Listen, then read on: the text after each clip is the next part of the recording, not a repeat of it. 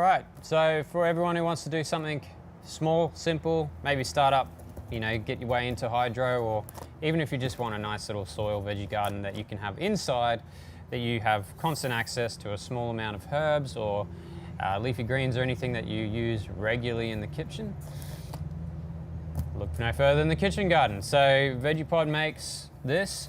So if you have a Vegepod or you know of it, they're very popular and they're very productive and they're very simple. So this isn't any different.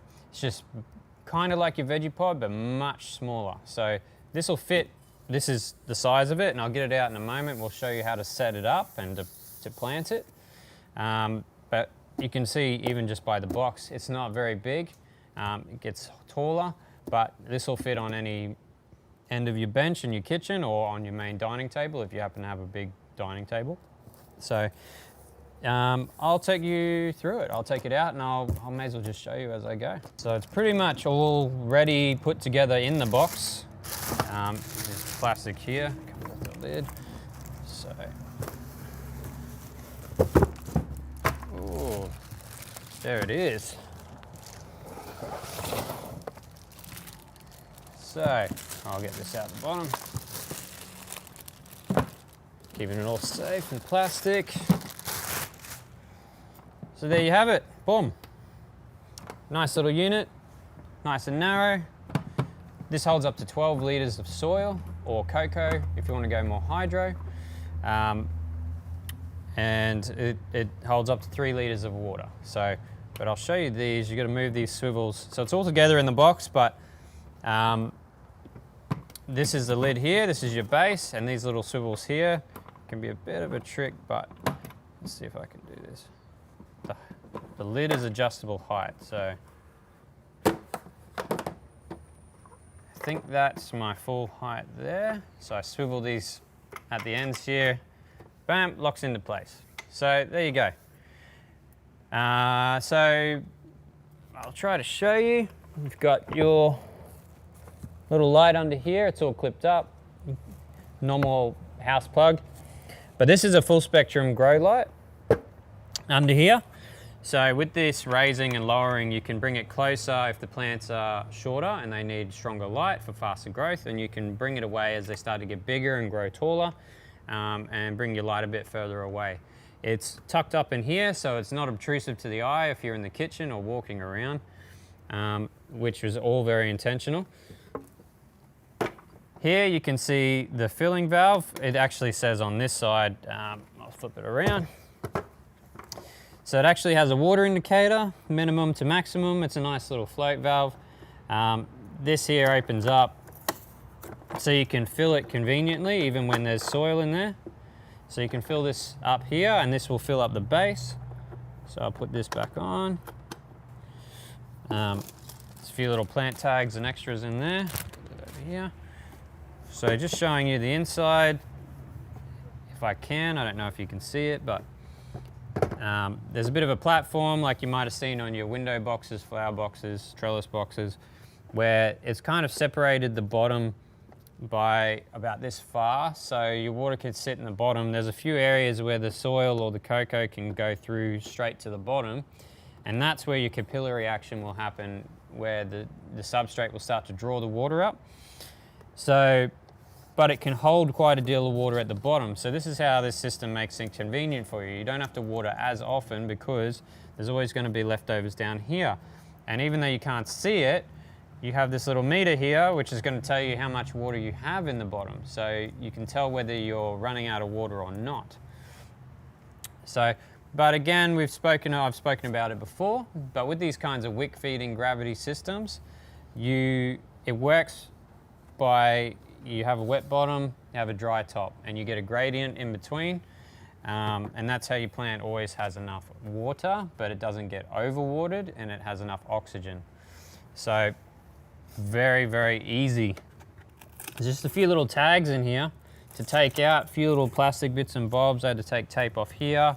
There was the product tags, plant tags, labels in there as well. So once all that's off, this is pretty much good to go. You can give it a rinse out if you want. You can remove all these parts, but It all looks pretty clean to me. It's supposed to be ready out of the box. That's where your float comes through. All fits back in there. So I'm going to plant this out and show you how simple it really is. All right, now I'm going to fill it up. So they do recommend you do this outside because it can be pretty messy, but we're going to make a mess in the store anyway. So what I've got here is Professor's cocoa chips 50-50. So basically it's half chunks of cocoa and half fines of cocoa.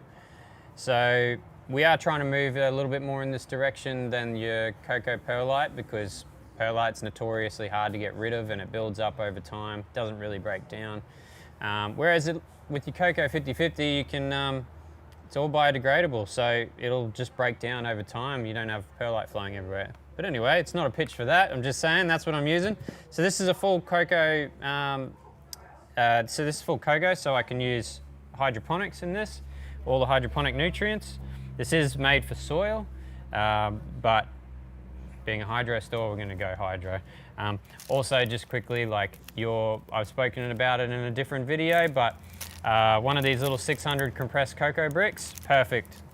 10 liters, fits this perfect. So I'm just going to fill this up here as best I can without making a mess. So the cocoa chips act as your aeration and your drainage element instead of having perlite or clay balls or anything like that. The bigger chunks of cocoa, I'll tell you what, plants really enjoy it. You get massive root growth. They just help keep your air and stop the cocoa from getting too compressed compared to your traditional straight cocoa, which holds a lot more moisture, which sometimes you need, but I like to, in a wicking system like this, to always have that little bit more air availability.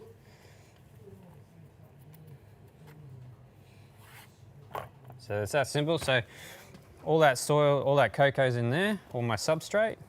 So you can see how you can always access this water filling section. If you don't want to top water, you can just fill it up from the side. It can be a lot simpler once they've grown over and it's hard to get to the substrate. It's easier just to pour it straight down there. And with something like cocoa, that water will be wicked up perfectly, like really fast compared to soil, but your soil will still do it. So I've just got a few small seeds here. Now, mind you, it's a small kitchen unit. So if you're growing herbs and you've grown them before and you know how big they get, you don't actually have to put a lot in here. You could put literally 3-4 plants in here, or 2 if they get big enough, like basil, and that'll fill out very quickly. You may not need to put, if you put 10-20 plants in here, you might find they get a little bit out of control very quickly. So at the moment it's still dry, straight out of the bag. I've got 2 lots of seeds here, lemon balm and rocket. Rocket I'm a big fan of, it grows very fast. And honestly, rocket grown compared to bought is a worlds of difference. Lemon balm, also very useful and beautiful little herb to grow out of something like this. It does need to be cut all the time and it likes its constant moisture. So what I'm going to do is I'm just going to wet it down. So this holds about 3 liters, not including what the substrate holds. So being seedlings, I don't have to max it out. I just need to get it moist. But I got 3 liters here and a lot of it's going to get taken up in this. Ideally, you want to buy one of those little watering cans with the little tops on it that sprinkle out. That's much more effective for something this size and even, but I'm just going to go straight from the jug and just try and be as even as possible. Just moving it around as I go because the cocoa is going to soak it up. If you water too quickly in one spot with cocoa, it'll start to run out the bottom before the cocoa soaks it up because it drains a lot easier than most substrates. So just little bits at a time working back and forth will mean that the cocoa starts to take it up evenly and the fibers will take in the moisture. So I'm just working it back and forth. Hopefully soon I'll start to see the float rise on that water once the cocoa has hit its limit.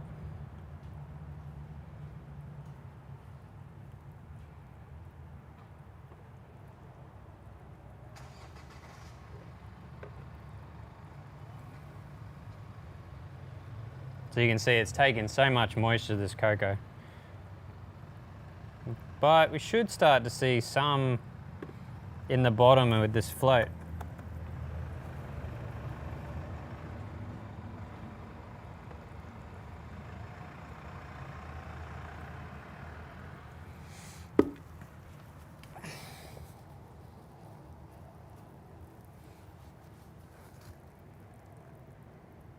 It looks like the cocoa took most of that. And that's really fine. We don't need any extra than that at the moment because the seedlings aren't going to need much until they come up. They can't use the water until they grow roots. So that should be, you know, at least a week to 2 weeks before they got really good root growth to take the water. So the fact that it doesn't say anything here is fine.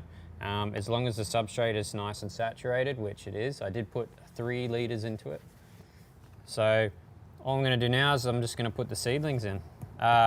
Seeds in, and then hopefully in a week or 2 we'll be able to show you them growing in here, and then you'll be able to come into the store and see them. Okay, so I've only got 2 rocket seeds, but rocket grows quite big, so I'm going to put that in the middle because I know it's going to get the tallest. It'll also take a lot of regular cutting. The lemon balm's not as tall, but it will overflow, so I'm going to put it on the outside. But it's just going to be as simple as, you know, making your holes, just like same process as you would with anything else at this point. So the lemon balm crowds out. Probably don't need 4, but I'm going to put 4 just for the germination rate. I'll put 3 over here because we've got the corner. So I just got all my holes there. It's the rocket seeds. So we'll see what comes of this. It's my rocket in there. The lemon balm are very tiny seeds, so it may be overseeding, but we can always wean them out in the future.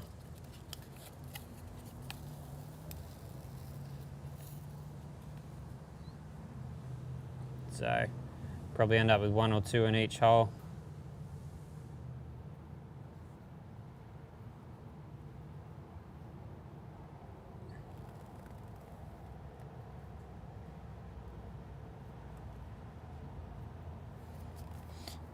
Just closing them in. Nothing out of the ordinary here. And that's it. That's how easy the garden is. So now that we've set our garden up, we've filled it, we've watered it, we put the seedlings in there. So now it's just the light. So you probably won't need the light straight away within the first few days, especially if there's nice ambient lighting in your kitchen.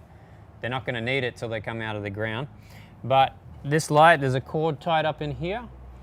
So we'll show you that in a bit later in a different shot, but that'll plug straight into your wall. There is a light adjustment on the side.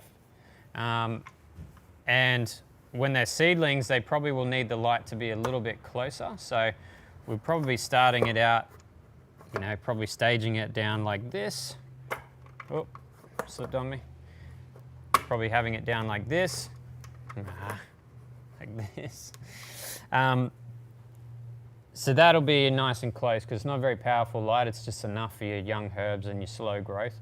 So when you turn the lights on, it'll be like that. So with your lights, you'll have to turn it on and off manually. So it's good for like wake up in the morning, turn it on. When you go to bed at night, turn it off because your leafy greens will take, you know, 16, 18 hours of light.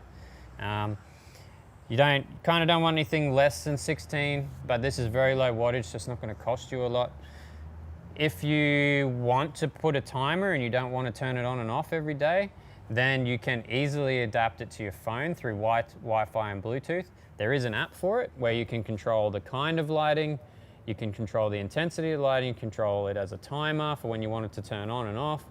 And it will just, even when you're not there, your phone's not there, it will stick to that. So you can set it up to just completely run on its own, and all you have to monitor is the water level.